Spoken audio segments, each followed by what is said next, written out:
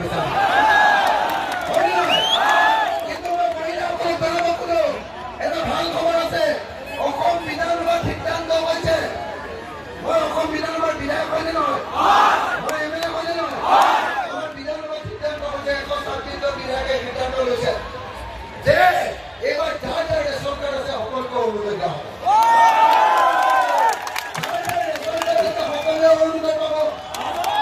বিজেপিয়ে পাব কংগ্ৰেছে পাব এজিপিয়ে পাব নাইবা দলে পাব বিজেপিয়ে পাব সকলোৱে এবাৰ অৰুণোদয় পাব অৰুণোদয় পাবৰ কাৰণে বিজেপি খেল কৰাৰ কোনো প্ৰয়োজন নাই বুজি পালেনে আপোনালোকক কোনো বুজাই অৰুণোদয় দিব